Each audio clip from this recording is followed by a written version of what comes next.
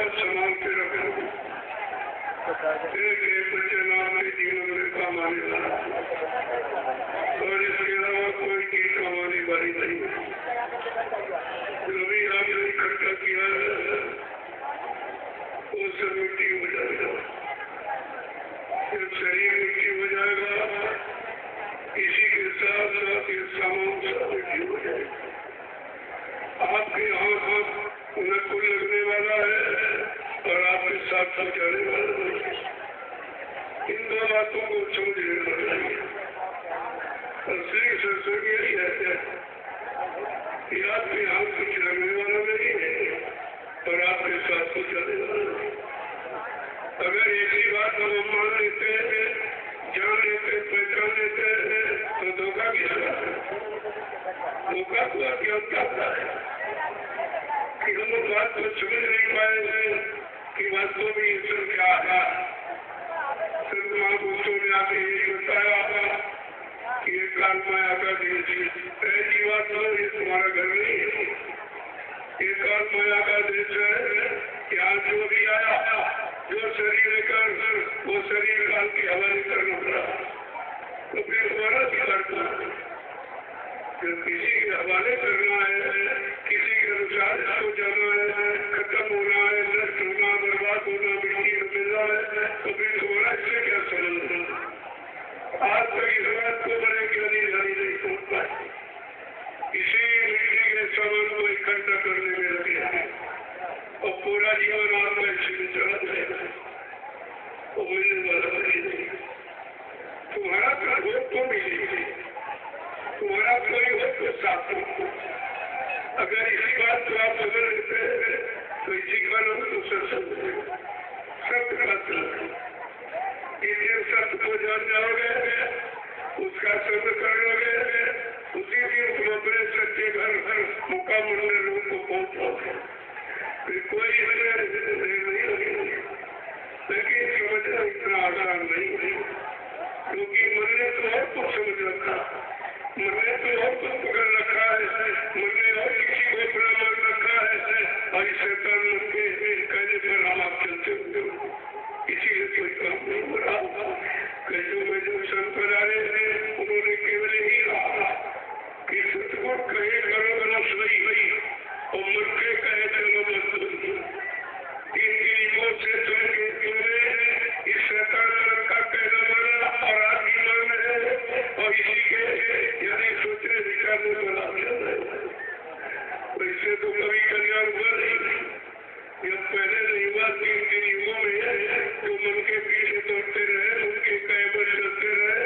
जब उन्होंने अपना काम नहीं बना पाया तो तुम्हारा काम इसके मन के आगे रहेंगे कैसे हो जाएगा। इसे समझने का नाम समझौती का नाम है सत्य।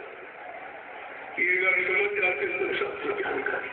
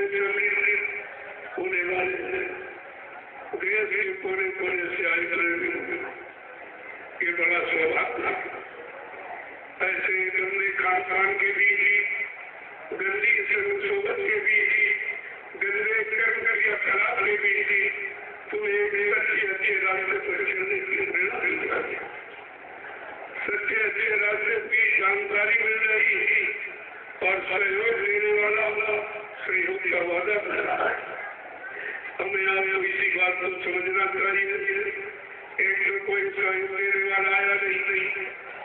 और जो आया उसको हमने आपने पहचान नहीं पाया, अपना कोई काम नहीं बना पाया। इससे बड़ी भूल और क्या होगा? इससे बड़ा नुकसान ही क्या?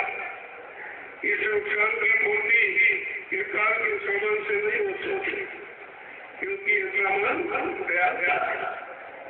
ये संत वचन और ये नाम दोनों सत्संग और संत और नाम का मन, ये तीनों चीजें अगर समझ में आ जाए तो फिर काम होने में देर नहीं लगेगी।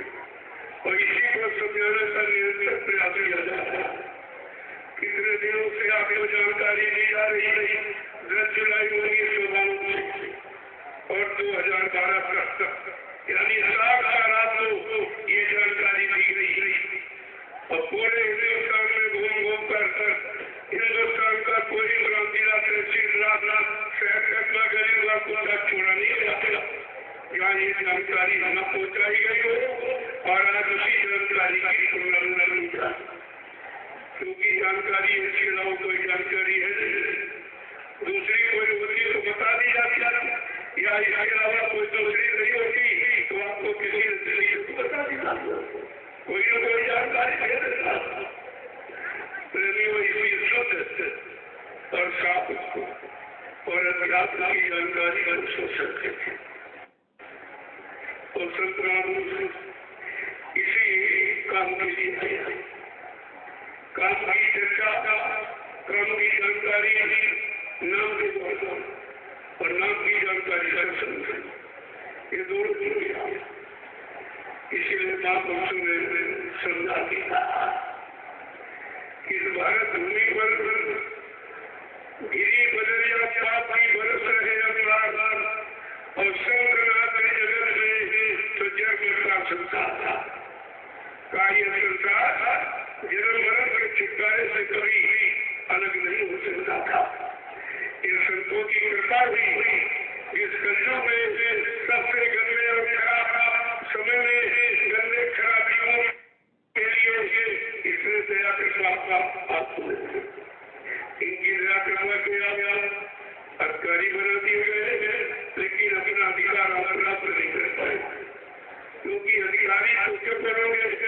पहले कर्म चालू करो। जब कर्म करोगे, कर्म अपना अधिकार नहीं होता था। कर्म का प्रबल है।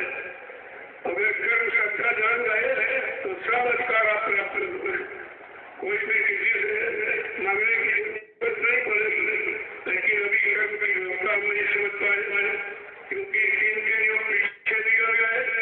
सरकारी सहयोग इसका भी 7,500 वर्ष निकल गया। हमें आपको जानकारी ही नहीं थी।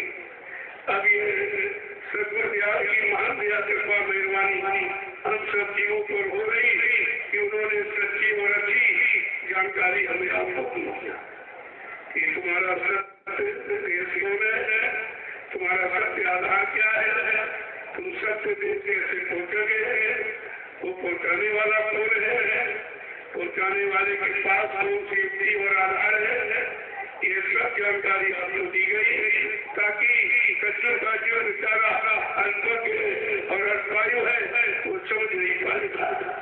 इसलिए बोल की नहीं वो संतों का आगमन इस भारत भूमि पर किसने हुआ? महापुरुषों ने इशारा कर क्या कहा?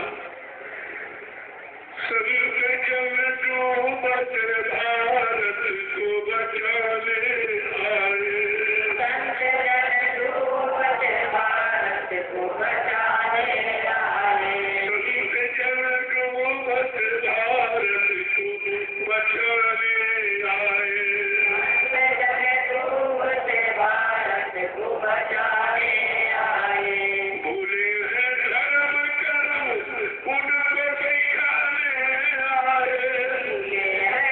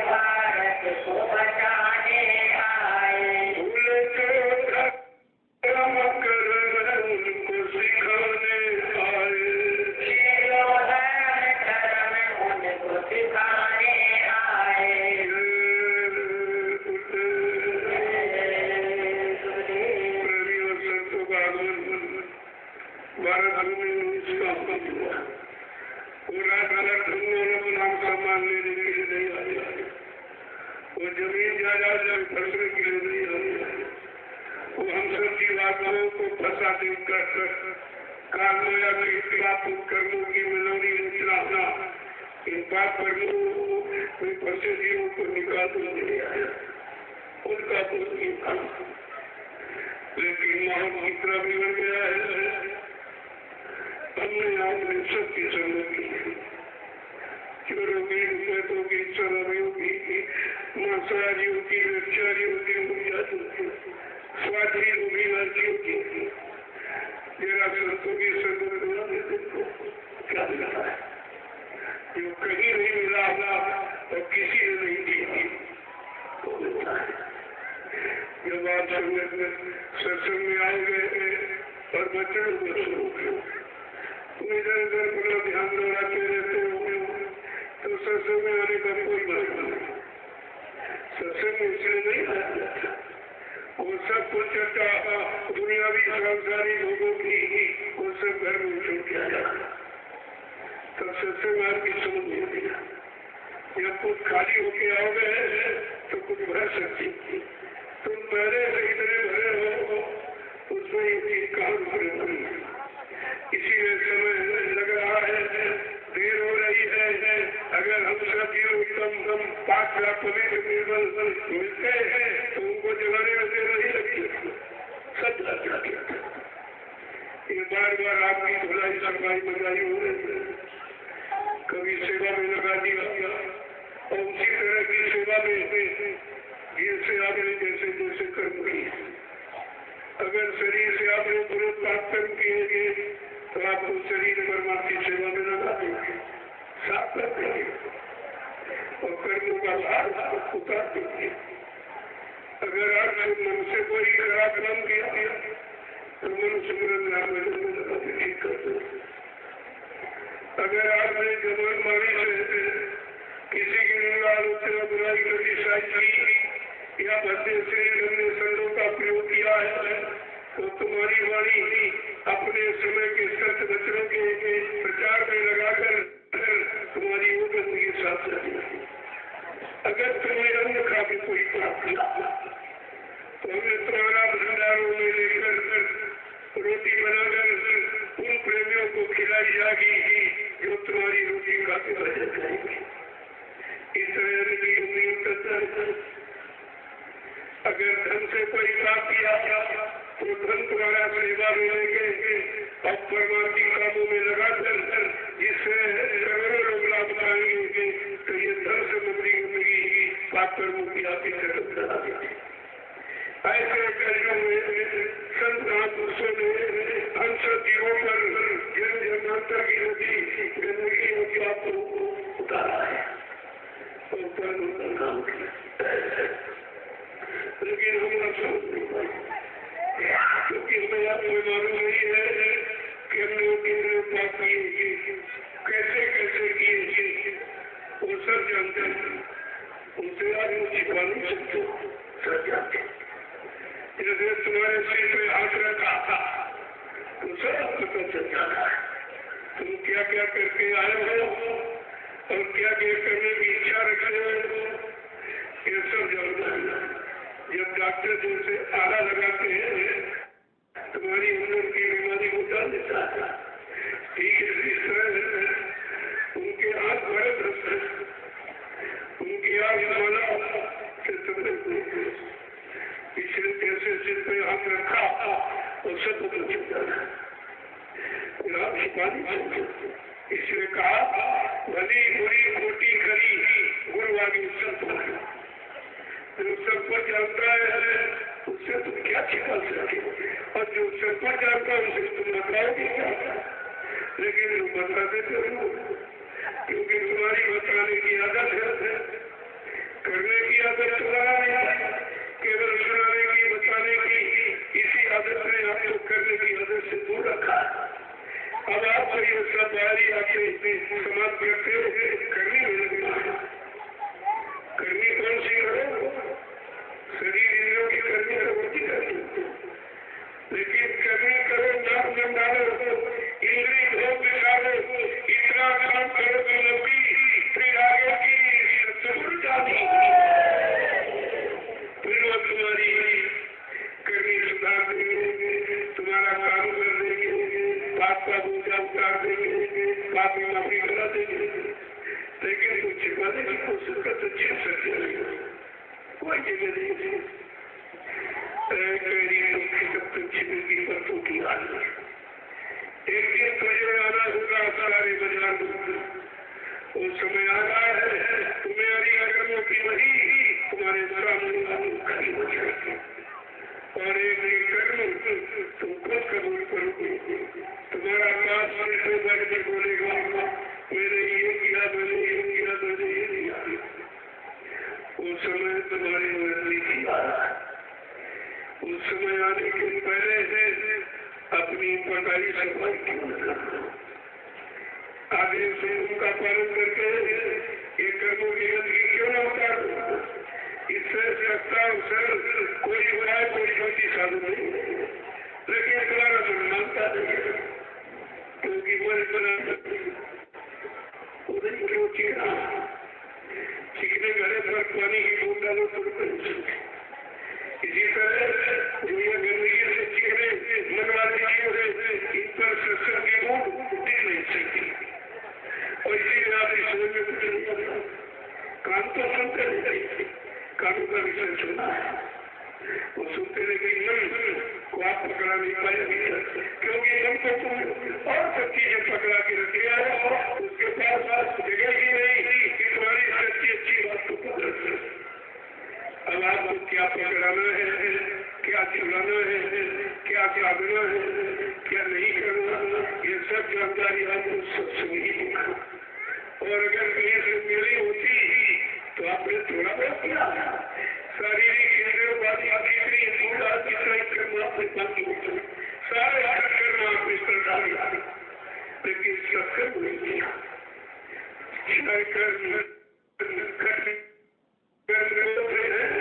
आहार निद्रा भय में खाना पीना सोना कमाना मल मूत्र त्याग करना आलवरा बच्चे पैदा करना इसके अलावा इस शरीर का आपने कोई कर्म ही नहीं जाना।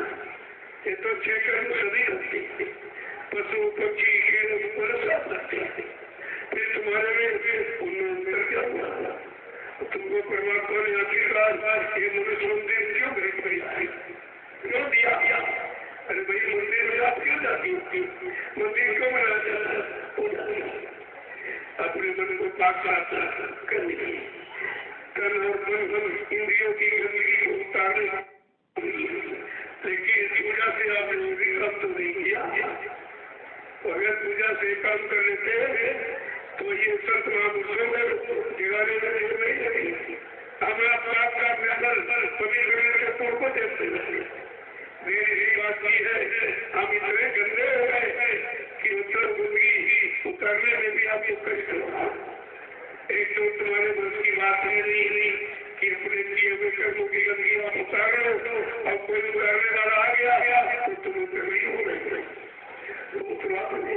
जैसे कांटा लग जाए अगर निकालने वाला बड़ा कांटा लेके आए तो आपको दर्द कहोगे छोटा तो इतना तकलीफ दे रहा और उससे बड़ा ही पैरा वही लगाएंगे और उसके लिए करके डालेंगे तो दर्द कितना होगा कहाँ होगा एक बार इस दर्द को अगर बर्दाश्त कर लो तो हमेशा के लिए दर्द निकल जाएगा। ऐसा होता है एक बार अगर ये कर्मों की गंदगी उतरवा लो तो हमेशा आपसे कर्मों की गंदगी से बच जाओ। इस काला बंगाल में आगे देखते आगे से बच जाओ आपको कुछ नहीं करना पड़ेगा।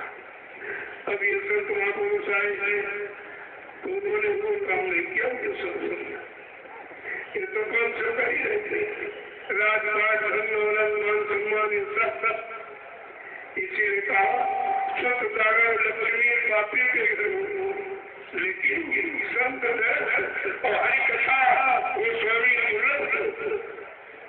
ये मतलब नहीं पत्नी बाल बच्चे और घर मकान दुकान रुपया पैसा लेकिन संत दर्शन हरि कथा संत महापुरुषों का दर्शन दिया और हरि कथा हरि वाले प्रभु को पाने की गहराई कहाँ है उस गहराई को कैसे नापेंगे और गहराई को कैसे जाकर अपने जानकारी आपको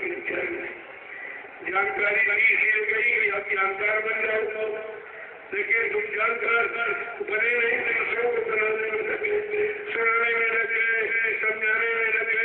अरे दूसरे के समझाने से बताने भाई तुम्हारा मन थोड़ी समझ जाएगा, न तुम्हारा कोई काम हो जाएगा, बल्कि सारा समय आपने तुम्हें बर्बाद करते रहो। इसीलिए पहले अपने मन को सुधारना, क्योंकि मन सबके बात नहीं जो तुम्हारे पास। अगर तुम्हारा मन सुधर गया तो तुम सबके मन को सुधार सकते हो, क्योंकि मन की सारी आदत जो तुम्हारी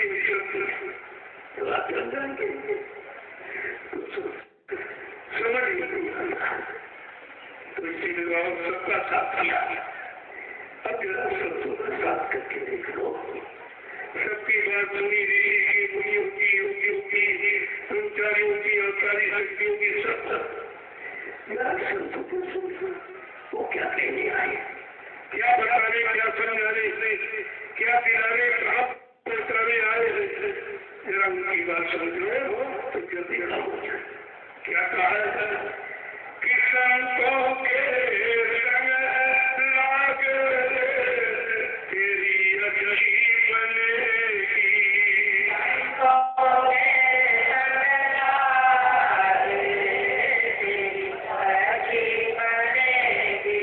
सतगुरु के संग लाग तेरी अच्छी बनेगी।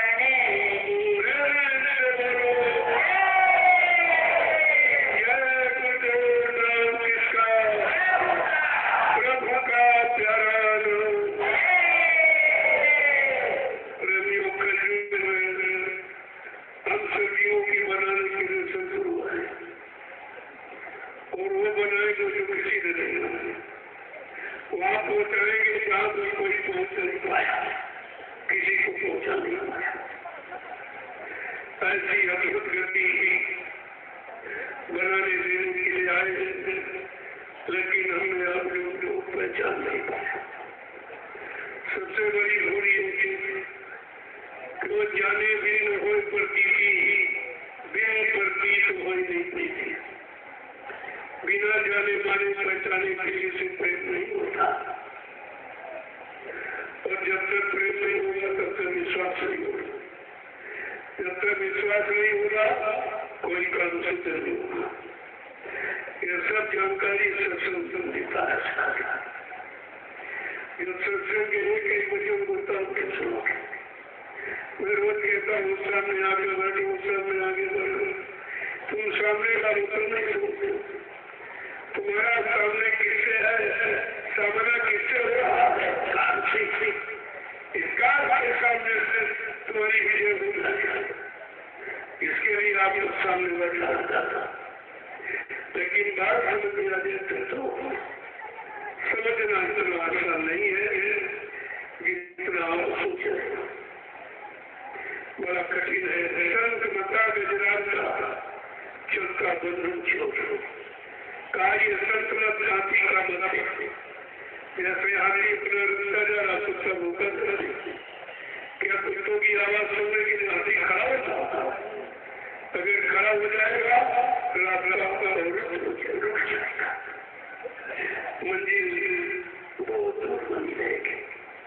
इसी तरह सतमत के प्रेमियों को चाहिए, संत के साधक को चाहिए कि ये दुनिया के लोग, दुनियावी जानकारी भौतिक जगत में ये गोता लगाने वाले अगर इनकी तरह देखते रहोगे तुम्हारी मंजिल से कभी नहीं हो सकती।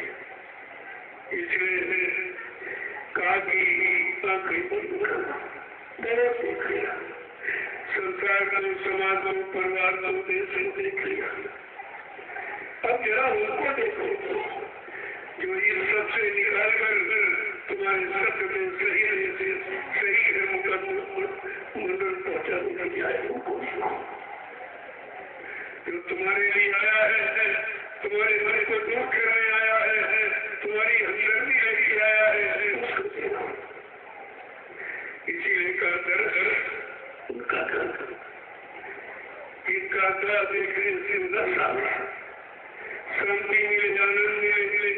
बार बार इच्छा उनके मुखमंडल को देखने की, क्योंकि उनके चेहरे से नूर बरस रहा है और नूर इन आंखों से दिखाई नहीं देता। इसलिए आपने समझ नहीं होता। नूर के लिए विचार किया कि सतगुरु हो गए इन वचन और सही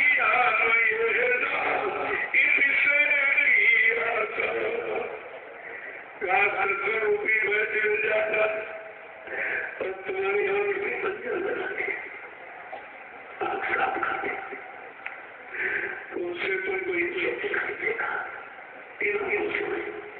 इन आंखों से तुम अपनी आंख में नहीं देखते थे।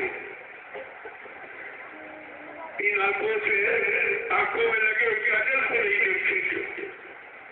जब आंखों में काजल लगा लेते तो आंख देखता भी काजल अपने में लगे काजल को नहीं देख सकती है। उसके लिए आपको दर्पण उसी से ताल्लुक करना पड़ेगा। और सब तुम्हारे को दर्पण ही जिसमें तुम्हारी शकल सुंदर सा दिखाई देगी।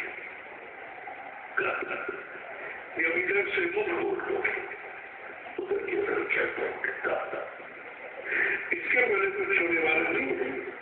आपको दिशा बदलनी होगी, आपकी अपनी देखने को बदलना होगा, तब तुम बदलाव देख सकते हो। अगर अपने देखने में, कानों के सुनने में और मन के सोचने में और इंद्रियों की तरफ जाने में अगर आपने परिवर्तन नहीं किया तो संत महापुरुषों के उस सद्गुण व्यवस्था की परिवर्तन कभी नहीं हो सकता। सत्यों की आंखों से नहीं देख सकते। ये आंखें निरंतर कलियुग देख रहे हैं, कलियुग की व्यवस्था को देख रही है और उस व्यवस्था को पाने के लिए लालायित हो रही है और निरंतर प्रयास प्रयत्न कर रही है। तो सत्य को कैसे देखेंगे?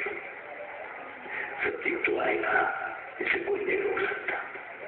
लेकिन काल सत्युग आने के पहले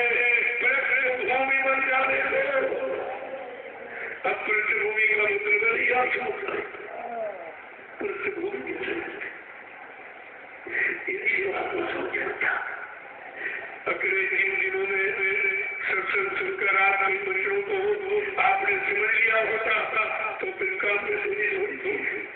जब तक समझोगे नहीं अभी तक तो नहीं है और तभी तक दूरी होती है। इसी बात कि हमारे बच्चों को सुनते उनका दर्द, उनका स्पर्श कितना शांतिदायक होता है। बार बार छूने की इच्छा होती है, बार बार देखने की इच्छा होती है, क्योंकि शरीर से उधारा तो नहीं, उससे सब बड़ा होता है। धारा तो बैठी रहती है, जैसे कि मतलब रोगी के शरीर से रोग के कीटाणु निकलते रहते, भोगी के शरीर से भोग की धारा भोग के उठाओ, योगी के शरीर से योग की धारा योग की निकालनी होती। अगर उनसे तुम्हारा स्पर्श हो जाए तो तुमको वैसा बोलना नहीं। रोगी का साथ करोगे रोगी, भोगी का साथ करोगे भोगी, योगी का साथ करोगे योगी हो जाते। इसीलिए संग दो और संगलाभ के बारे में कितना कहा गया। सत्र संगति दुर्लभ संसार हरा नीलसंग संगत का असर देखिए कितना बड़ा। नीलसंग यानी निष्मात्र समझ बदलती रह जाता। इतने बदलने की सामर्थ होती है। जैसे कोई चुम्मा सीखा, चुम्बक के सामने ले जाओ वो खूबसूरती नहीं कर सकता। अगर उसके अनुसार सामने गुण नहीं है तो चुम्बक उसको आकर्षित करेगी। तो सुंदर खूबसूरती बन जाता है। वो तो गुण अंदर में है। जिस अंदर को यानी मतलब जैसे चुम्बक ने स्पर्श किया और बस बन सकी। इस तरह से जब पाप का निर्बंध पवित्र हो जाओगे तो अपने आप खींचे चले जाओगे। वो नाम की ऐसी चुम्बक है तो आपको खींच मिलेगी और खींच करके वही पहुंचा देगी जहाँ पहुंचना है। लेकिन इसके लिए कितना प्रयास करना पड़ता है, ऐसे थोड़ी हो जाए। और प्रयास करने के लायक माँ बहन सबकी सामर्थ नहीं है तो कहते तुम नहीं समाप्त खड़े रहो, काम सब कर दिया जाएगा। समय की तैयारी करो, क्योंकि समय के पहले अगर कर दिया जाएगा तो तुम्हारी समझ नहीं आएगी, तुम्हारी समझ नहीं आएगा। इसलिए कहा नहीं, समय के पहले हो सकता कर सकते हैं, सामर्थ्यवान है, लेकिन नहीं ऐसा नहीं हुआ, क्योंकि समय का इंतजार सब ने किया। पिछले इतिहास को कभी नहीं किया जाएगा। हाँ, ये जरूर आपसे कहा गया था कि भगवान राम को त्रेता के परिवर्तन में 14 वर्ष कृष्ण को 18 साल, लेकिन बच्चा हमको कलियुग के परिवर्तन में 18 मिनट नहीं लगेगी। कितनी बड़ी जगत के सामने लेके आए, कितनी बड़ी सरकारी समाज व्यवस्था को लेकर के आए, जन्मों के कार्य और कर्म को यानी 18 मिनट ये कैसा कितनी सबक सत्य नहीं आया। लेकिन बात समझ में नहीं आती है क्योंकि लोग बच्चों को बदल संतों की बात समझना बड़ा कठिन। जब सेना के पास में बात तक संतों की बात कैसे समझेगा। उसे समझने के लिए रोज सत्संग करोगे, हर भक्त हर सत्संग करोगे तब सत्संग नहीं आएगा। लेकिन तुम्हारा मतलब कभी नहीं करता। अभी सत्संग में बैठे हो फिर नहीं चला गया। वो सोच रहा था अभी बंद करें जल्दी घर जाएगा, तो तैयारी में बैठे सब। तो जबरदस्ती हमने आपको रोक रखा, क्योंकि आज आने का शुभ मुहूर्त नहीं है। इसलिए मैंने संदेश की है और सत्संग को विराम देके ऐसे समय में रखा, अब आप रात में कहीं नहीं जा सकते, मैं दूरी पैदा कर दूंगा, क्योंकि आगे खराब है, आगे खराब है, तो वो खराबी आपको दिखाई नहीं देती, और जबरदस्ती आप कहते हो उसको तो कई जगह हाँ भाई जा सकते हो, यानी सरकार की जा सकते हो, जाए जब एकदम पाक साफ रास्ता देख लिया जाएगा,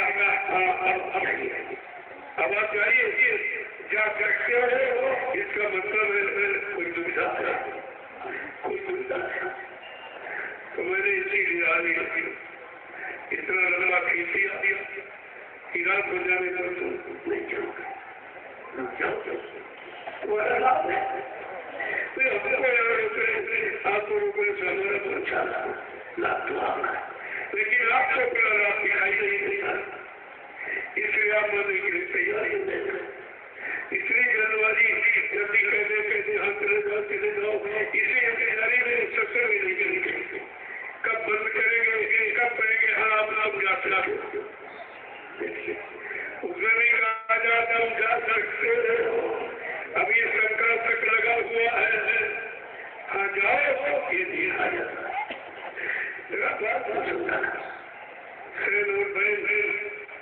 यानी बच्चों और इशारा जो समझे उससे कठिन मत गए, उससे कुछ नहीं कहा जाता। चलते रहो, गिरते रहो, उठते रहो, नहीं मानोगे तो स्थिति यही है, गिरते रहो, इसी में न गिरना समझ में आएगा, न उतना समझ में आएगा, किस कारण गिरे और किस अच्छाई के लिए खड़े होते भी नहीं मालूम। ये सब सत्संग के सिवा सही कोई चीज आपको मिल रही है कहीं।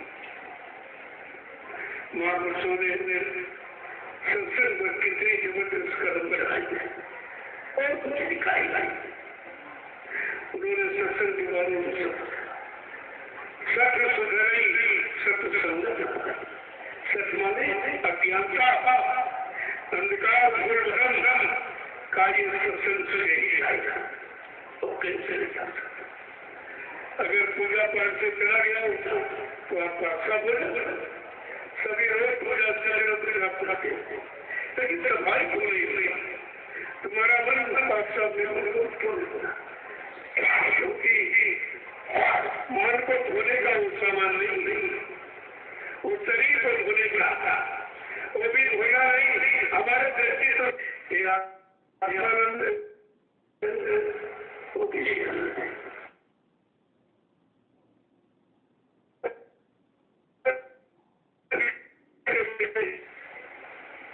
इसलिए कई वचन को बड़ी सावधानी से सुनो और देखे जाओ।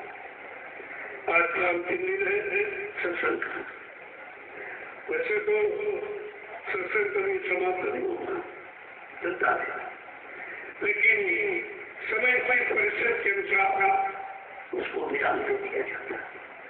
ये कह सकते विराम, ये नहीं कह सकते सत्संग खराब हो गया, ये सत्संग नहीं करो, तुम खत्म कर सकते हो, और खत्म हो जाएगा तो फिर कुछ नहीं जाएगा, सब समाप्त हो जाएगा।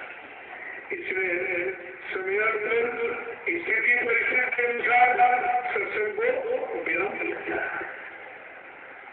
आगे फिर समय घड़ी रात को मिल जाएगा, तो ये थोड़ा भाषा को शब्दों को ये को समझाना, तोड़ मरोड़ करके नहीं समझना, तोड़ मरोड़ करने से शब्द की वास्तविकता खत्म हो जाती है।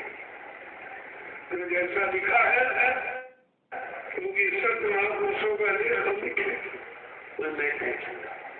उसमें घटावना कोई नहीं सकता, इधर उधर आप आपका मर्द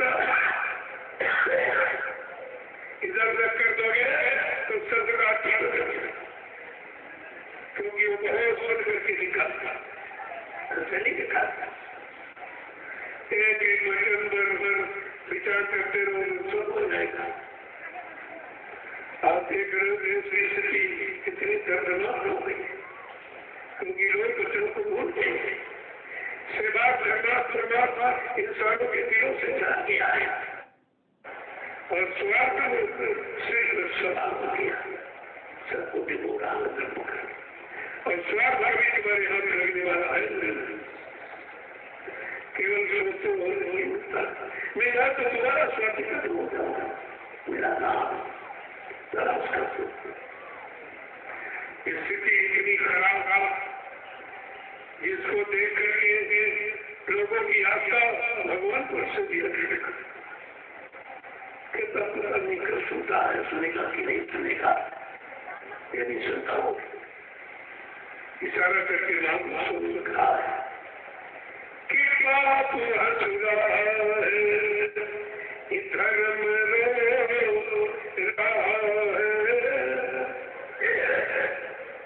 कि बात हंसुरा है, धर्म रो रहा है, अब प्रभु तेरी दुनिया में क्या हो रहा है।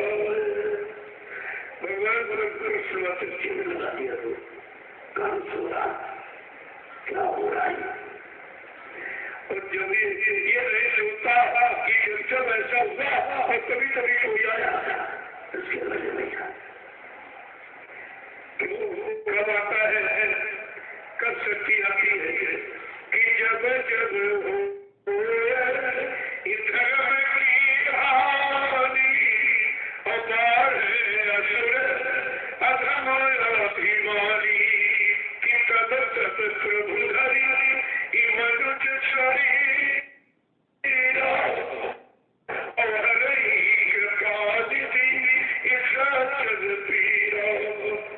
जब धर्म की हानि होगी, धर्म बदल जाएगा, पुण्य पाप में बदल जाएगा, दया हिंसा वर्काट में बदल जाएगी।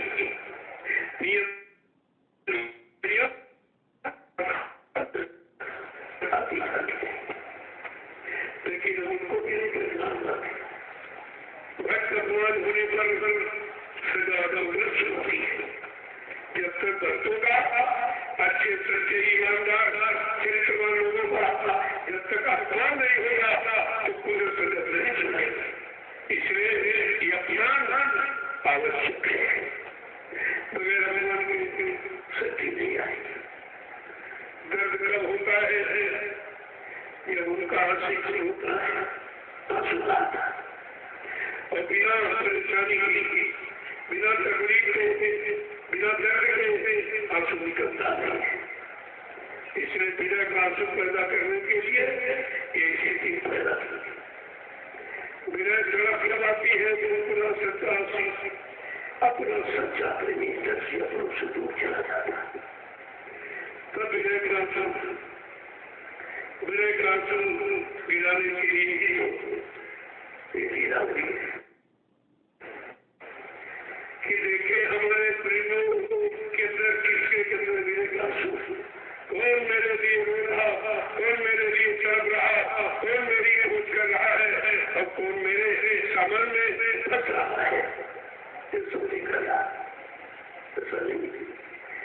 कहीं जाया नहीं जाता है, तुम्हारे आगे ऊपर करता है, कानों पर बुद्धि पर, तो तुमको पर तुम दिखाई देती है। सामने इतिहास आगे देखिए, जब प्रभु को 14 वर्ष का बनवास, 13 वर्ष 1 वर्ष का पास करना, तो क्या कहीं चल रहे थे कि धरती के अंदर समा रहे थे।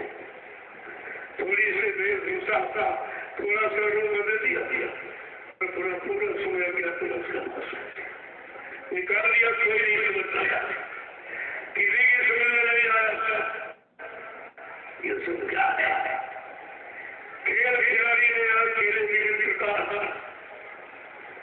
अब कैसा ये खेल है देखो, सोचे क्या ये कैसा खेल, कितना अजीबो गरीब लीला है।